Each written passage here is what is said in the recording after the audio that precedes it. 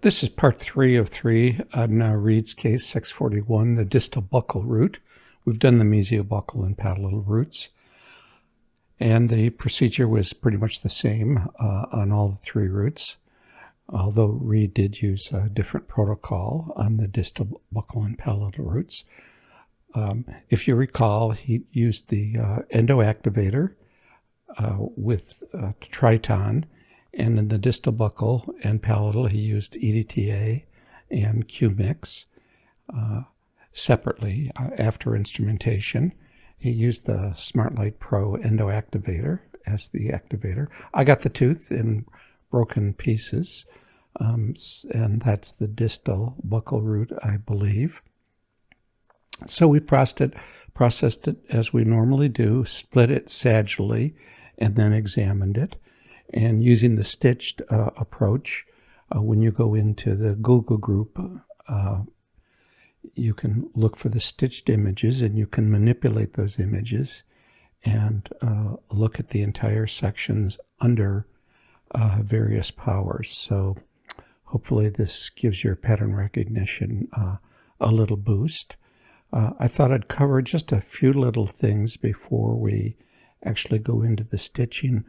When you go into the dentin, what you want to do is really understand what the mineralized dentinal wall looks like and what it should look like when it's been slightly demineralized. And when you see that smooth melted butter look, that means the mineralization front has not been demineralized, and that's what it looks like before demineralization.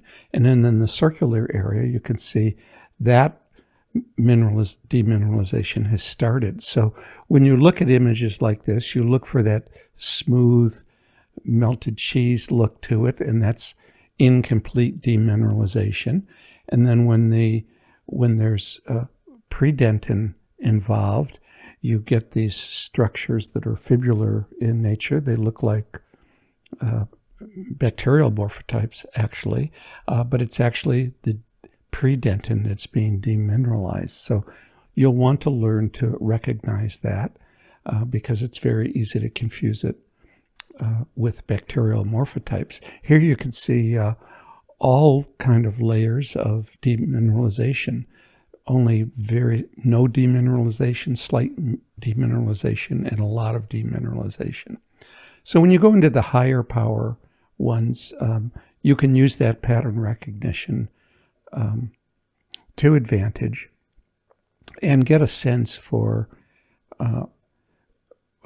what the instrumentation and irrigation protocols actually do. Here you can see further down in the root, that part of the dentin has not been demineralized at all. So this is quite a bit different from the lingual canal, if you recall, and the mesiobuccal where only Triton was used.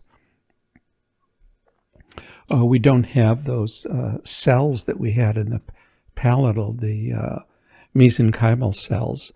There are a few cells here, but most of them have been removed. And there's still some evidence of a little predentin still present that hasn't been completely removed.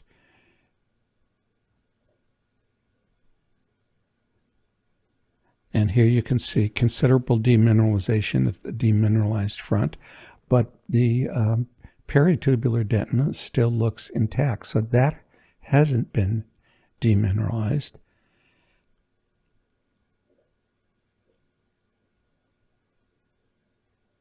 And as you look at the intertubular dentin there you can see the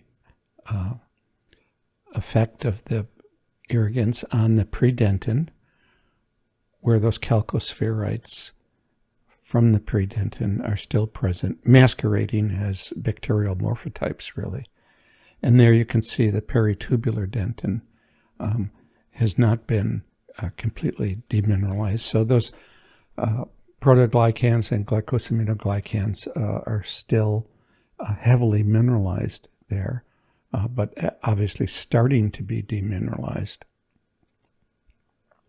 And there's quite a variability as you go further down the route, as you can see if you use these stitched images to really get a sense of what's happening here.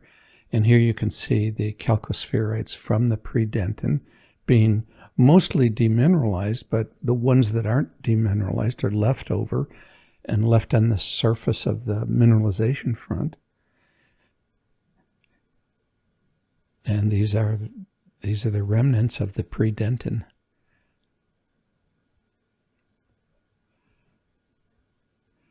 And as you know, the peritubular dentin has no collagen in it. It's all proteoglycans and glycosaminoglycans. And typically, it's the first thing that's demineralized. So there's quite a bit of variability here. And here you can see how the chalcospheroids from the predentin really do look like